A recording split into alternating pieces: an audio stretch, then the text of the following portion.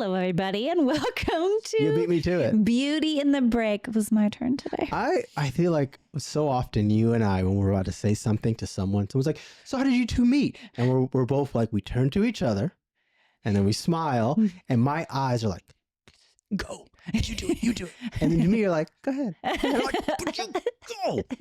Go ahead. Today on the show, we're going to play a game, which we play quite a lot. Do you want to play a game? It's a question game, and they're just really deep, interesting questions that we pull a card and ask each other and learn hopefully something brand new or maybe funny. I think it sped up the way we got to know each other because we didn't care about little details. We cared about what do you really feel about things in the world and what's your belief system, and yeah, supercharged our relationship, I think. Somewhere around that time, you and I, when we couldn't be together in person, I would just flip a card, take a photo of it and send it to you. And then we would just text it kind of back to each other. And then around that same time, once we were getting closer and deeper into these conversations, someone said, what did she study at NYU? And I was like, music theater? You had no idea. Directing? I didn't know, because this is the point. Like, I feel like this stuff, the details of what you work and all those things, they're going to show up without question. Yeah. But how frequently can someone get to the deeper stuff? Because people can just coexist. Yeah. And I'm not really into that. Neither are you. Yeah. And so that's why we like this game a lot. We're going to play it today on the show. It seems like it's made by millennials. Yeah, because for sure. There's no losing. There's no winning. Yeah. Right? Everybody, it's fair for Very everybody. fair. You flip the card, and then there's lighter questions, very light questions, okay, medium questions, and then like really Very deep questions. deep questions, right? Yeah. So this is what we have here. We did break out those cards. So let's say like light, medium, heavy question, and then we'll see what we get. All right. What was your favorite food growing up? Oof, how dark do we get here? I don't know. Well, What does that mean? I guess I already opened up the can of worms. They fed me can of worms. Whoa. Just kidding. Just kidding. My favorite meal growing up probably was pizza. Okay, good. Still your favorite meal? I was going to tell you to ask me my favorite meal today. Well, you do eat a lot of food from you eat like a child. Like you you do. You eat, you're like, I would like chocolate chip cookies for dinner, please, and thank you. Hot chocolate. You get along really well with my kids because they're like, oh, Cesar, do you want I don't know what, French fries for dinner? Great. Cesar wants French fries for dinner. No, Mom, Cesar says we can have French fries for dinner. Yeah. I took them once to a fast food place when it was just us three. And they said, should we get something for Mom? I go, no, of course not. You two are children. Yeah. Your mom is an adult. I am still figuring it out. You do, but I also remember because when we first met and started dating, you would eat a pizza for dinner and like half a cheesecake for dessert. I mean, a half of a cheesecake. I was also just getting out of a depression, but yes to that also. And I will eat that much as a boxing trainer, as a physical person. I will just go. I was thoroughly impressed. Thanks. Well, you also said that your eating habits, you liken them to childhood because you didn't have a lot of food growing up. There were times in your life when you didn't have a fridge full of food. And so you take advantage of that now in adulthood. There's a part of me that's just soothing the child in me because so many things that I wanted that I couldn't get. Mm-hmm. And I spent a lot of time in my childhood being the mature adult, being responsible for my own self. And now I'm at a space where I am stable financially, emotionally. I live alone. I can do whatever really I want. So I'm not going to say no to the inner child until it starts to change, which it has been lately. I've been spending more time with you has got me to want to eat more healthier. Obviously, it's a clear mind. It's better for you and so on and so forth. Reliving your childhood through food. Is there healing in that? Is there joy in that? What do you find in there? Absolutely. So I told my previous therapist once, I said to her, you know what? The only thing that makes me feel rich, what rich would be to me, and I'm not rich now. Definitely wasn't rich then. I said, being able to eat whenever you want.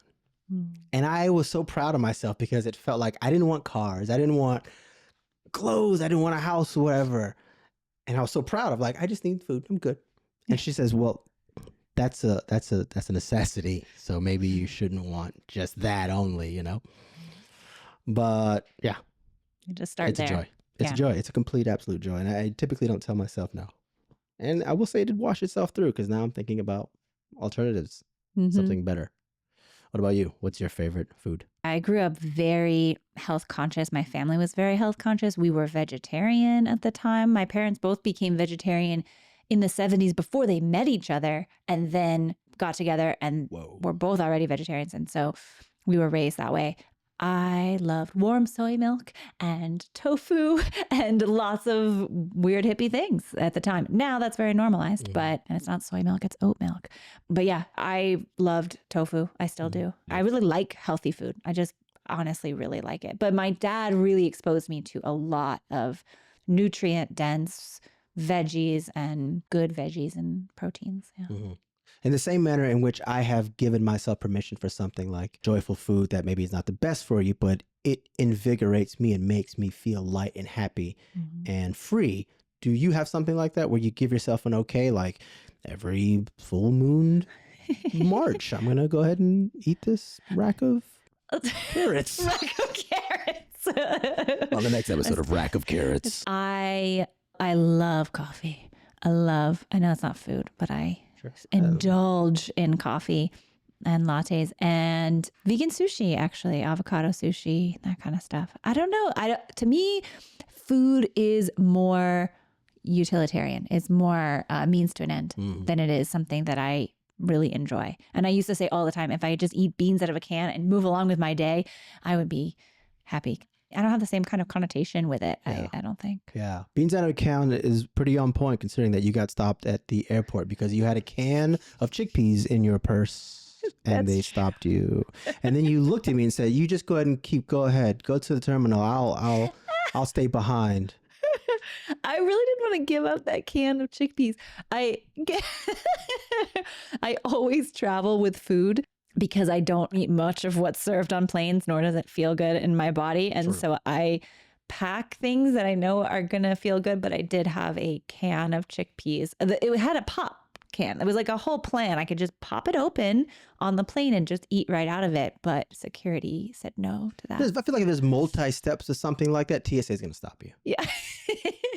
That's pretty much what I'm thinking. And now, because of that, Foster is blacklisted for having a can of chickpeas TSA. All right, next question. Yeah, they took it from me, by the way. That's right. They did take it from you. Somebody right now is enjoying those chickpeas. I think they wanted it. Honestly, I think they were jealous because it's not just, it wasn't just a can. It was sitting in a nice herb oil and something that could be a whole meal. And they didn't know that. They didn't know if they should go without that. And they're like, we're just going to confiscate this. I think that happens all the time, by the way. They just like something like, we're just going to take this and don't come at us, TSA, please. Don't at us. I don't care. What are they going to do? Come knock on my door and pat me down? Like, what actually are they going to do? Too many chickpeas. Too many chickpeas. God bless the chickpea. All right. Next question. Next question. Go medium question this go medium? time. All right, go medium. Yeah, we're ready for it. We ready? You ready? Are you ready? Have you ever gone or would you go skinny dipping? Ooh, I haven't. I'm so lame. I've never gone skinny dipping before. I would though. I feel like now I'm 40 now. It's taken me this many years to feel comfortable enough in my body, mind, and spirit to be able to do that. What if it's like a nude beach or if it's just like a friends party? Oh, I don't know. Friends. I don't know. Not friends. You and me, maybe private beach, a nude beach. I might just for the experience of it. It seems very liberating. I would say in so. The culture of wherever we are that has a nude beach, France, I suppose. There's got to be one somewhere hidden, like on a subreddit you can find in Southern California. There's some, it was someone I know once they did their honeymoon and they went to a completely private beach in Mexico, all up and down. They were the only ones there. And then there were chefs cooking them food. Other than that. The chefs were naked? I don't know. I didn't ask that question, but it was just the two of them. And they were like, well, yeah, we're just naked the whole time because why not? That's true. Cool. That makes sense. You know what? When I first moved here to Los Angeles 10 years ago, I went to a friend's pool party at his place in West Covina, but we were friends on Facebook because we were part of the same Facebook group for 5 years before that, and we never met. But when I announced on Facebook I was moving to Los Angeles, he was like, oh, come to the party, and so on and so forth. Fast forward, he had like a whole backyard decked out with a big cutout of like a crescent moon, and it was lit up, and all these, what's the thing called? Stop, drop, and repeat? What is a... Step and repeat? That's it, that thing. It's that. And so we all... That's it. The stop, drop, and repeat. Stop, drop. You roll a little, get up, take your picture. And he takes a photo. Right. Yeah. Step and repeat is like a red carpet photo thing. Right. Yes. All the photos you see of red carpets where two people are standing there and so on and so forth. You stop and you repeat. Stop and repeat. Mm-hmm. So I went to the stop, drop, and repeat. And by this time we were standing around, and then he was a photographer too. And by now we've been drinking a good amount. And he says, all right, who wants to be naked here? And I have no problem. First off, there's a thing in LA that when people get here, they immediately feel like, just let go. You can be yourself now. You can do whatever, so on and so forth. And I really, really had that. And I was like, I'll do it. Let's go. Fast forward to everybody was naked in the pool. In the pool. In the daylight. No, it was nighttime. It was nighttime. Okay. Yeah, it was nighttime. Still. And so it was super fun. It was a great time. It was a great introduction to me. How many people were naked in the pool? Naked in the pool, probably maybe 5 to 10. There was about 40 people there, though. Oh, wow. So the other people they just weren't down with it, but they were still, live and let live. Fully clothed and just watching. And just watching. Oh, okay. All sorts of stuff. Okay. Yeah. Well, that's LA for you. It was super fun. And that was the first time. I'm sure I did after that, but I don't remember, honestly. I think there's something different between swimming naked in a pool and swimming naked in like the ocean. Yeah. Yeah, that's true. Ocean's a little more romantic, and also you're kind of maybe. Like, you could come up to your neck, you could be fully covered. Mm-hmm. Nobody. But the pool is lit up. Yeah. You could see you. It was lit for sure. Would you go out into the woods naked? Would you go on a hike naked? Where's your end point? Because you're pretty free with your body. But you're naked. Where's your end point? Where's your end point? I wouldn't probably go out into the woods for it, because when I want to sit down, I don't want all that dirt just rubbing on me. It's more so just like me being logistical. Logistics. But that's not saying no to other things. I feel like there's got to be something cool about like a spiritual retreat where everyone's just naked. With nudity. And the conversations are typically spiritual related, deep related, body mechanics related. What are you feeling in your body here? Probably that. There's a part of me that, I don't know, my brain goes really far. I don't know how much time you have here, but some parts of me feels like, what if there's like nude concerts? Nude concerts. Yeah, but that seems like a lot. 'Cause a lot of people jumping up and down. What artist is going to have a nude concert? Any Gen Zer. Probably. Billie Eilish would totally. Yeah. Yeah, there's a difference between, I think, nudity as sort of a spiritual thing and nudity as an exhibitionist thing. Yeah. Yeah, and that's a great point. Apparently those two sides of me were speaking to each other. Mm-hmm. Oh my God, only 15 minutes left? I'm going to pull a medium question. All right. How would you describe your parents' generation? Oh man, they were given, I'm just going to just dish it. They were given a great economy. They were told if you work hard, you will reap the benefits for it. And on the other side of it, they weren't validated in their internal life. Mm-hmm. They're strong-willed, that's for sure. Super strong-willed. My parents had me when they were about 25, 26. I cannot fathom having a child at that age. The fact that the two of them being so opposite within each other, almost never getting along, and still managing to maintain parenthood and at 25 years old and figuring out your life, nuts. And you're 35. Yeah. So your parents they're about to be 60, both of them. So that's, what generation is that? They're boomers. They're boomers. They're the boomers. They're Yep. boomers, Yep. right. I was trying to decide if I wanted to reveal that or not. I wasn't too sure. Yeah. I would describe them like that, honestly. And my mom and dad are just polar opposites, but you can still see the previous generation that informed how they should live in their day-to-day life. Yeah. What about you? Same generation, boomers. Although I think my parents were, as I mentioned, they're vegetarian, hippie kind of. We were homeschooled. I was homeschooled until I was 10 years old. They were a bit rebels for their day. My dad, for certain, in the 70s at the university he was at, he started a whole sex ed peer-to-peer counseling service because there was nothing like that at his school.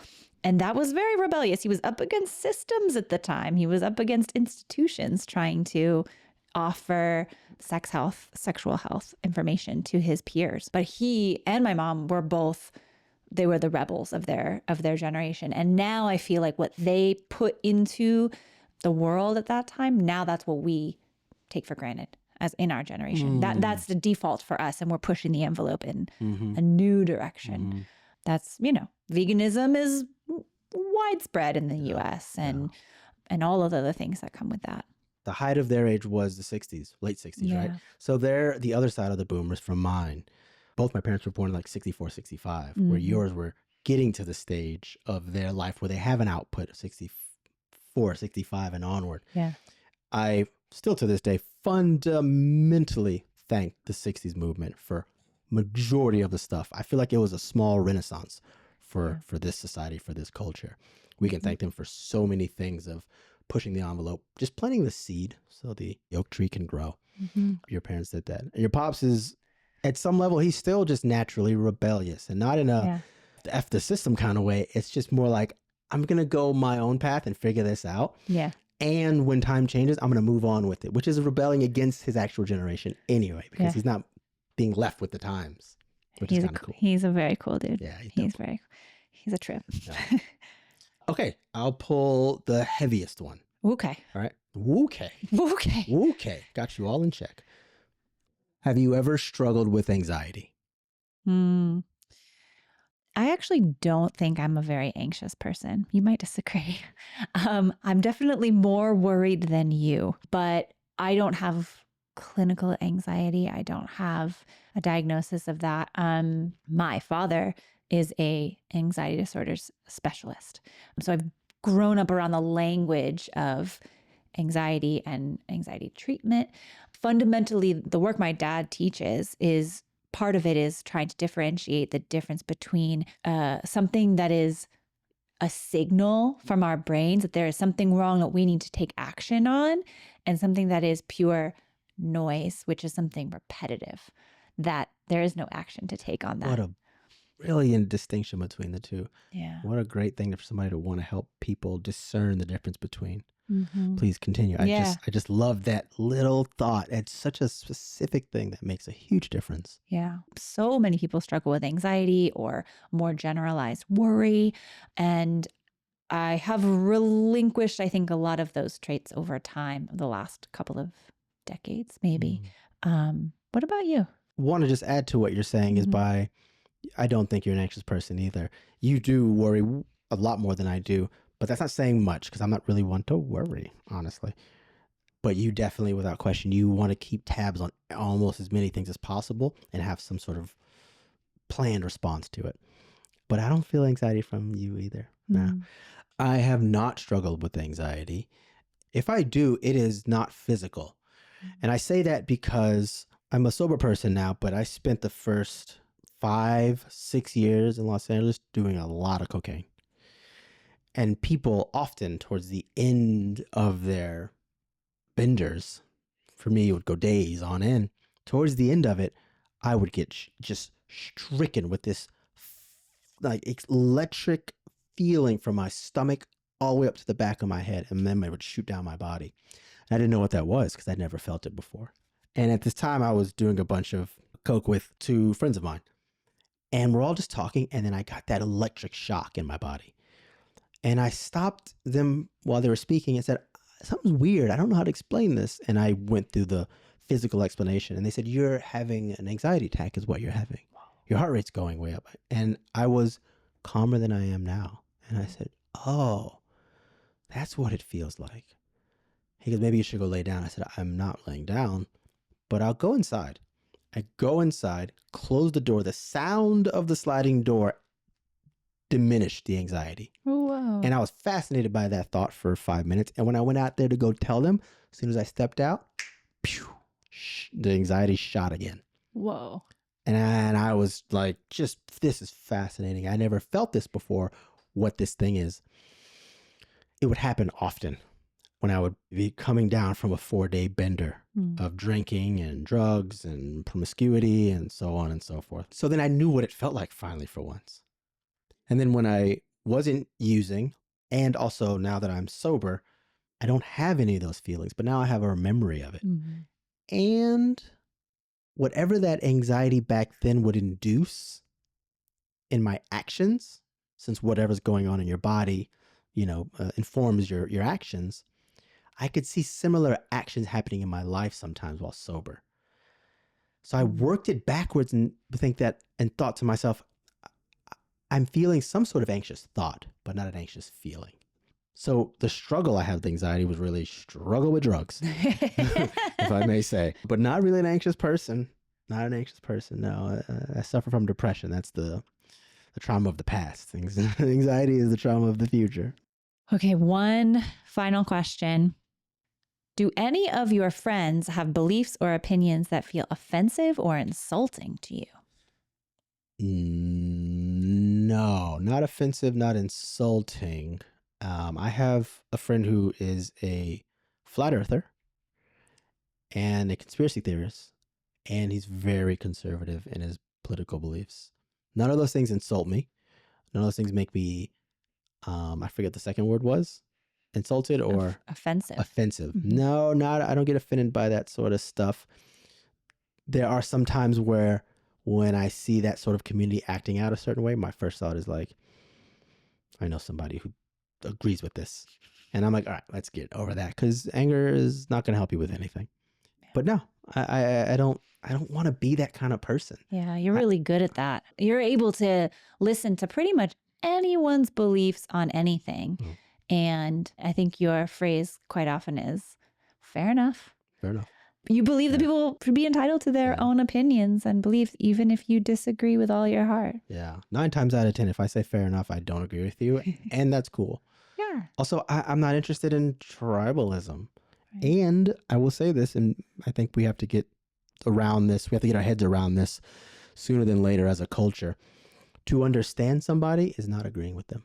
Yeah. And if you want to get across to them, you got to understand them first. So before you can go anywhere with trying to prove your point, trying to find out why you're more accurate than they are, if you're trying to get that across to them, you got to understand where they're coming from first. Yeah. That's usually my main thing. Oh, yeah. I mean, there's so much of this divisiveness in the world. We should be fighting with the people that disagree with us. If we come at it from compassion and see it from their point of view, we feel more connected to them, whether we believe in them, what they have to say or not. Right. I find most people, when they make a judgment call on someone's actions, they base it on that person's character.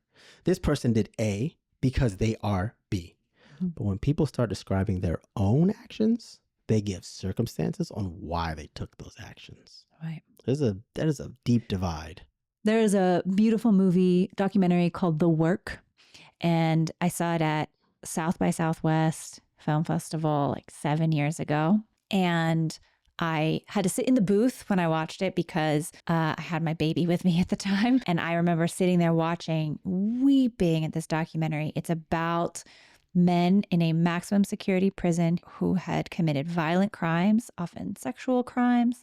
And they had civilians and therapists that went in with the prisoners, and they would all stand in a circle, little groups of 10 or 12, and they would share very deeply and vulnerably what had happened to them, something deep in their life, both the civilians and the prisoners.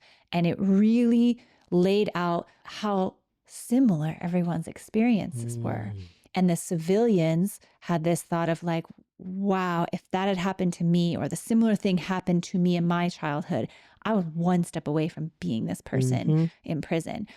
And the prisoner would tell the story of their childhood of something really heinous and awful that had happened to them. And it doesn't excuse their behavior. It doesn't excuse what they did.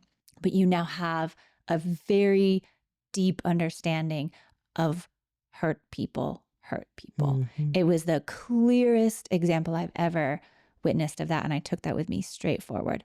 I highly recommend that documentary, The Work. That's fascinating. Yeah. That's so fascinating. These two opposite sides that are seemingly cracked between the two, broken apart, are being mended together by way of their own particular trauma.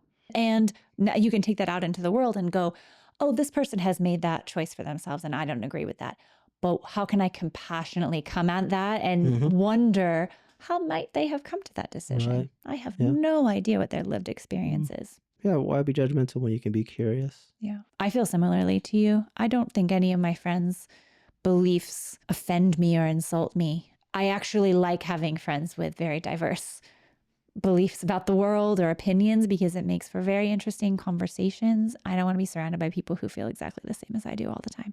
That feels boring to me. Yeah. So even you and I have fundamental beliefs and differences we have, and that makes it very interesting, or how we see the world. So we have so much to connect over and discuss. Well, that's an opportunity for me to learn. Yeah, Well, exactly. And I'm after growth on this planet. Well, this was fun. Thanks for playing along with us. If you have answers to these questions, we want to hear them. I mean, skinny dipping, but also, how do you feel about your friends' beliefs?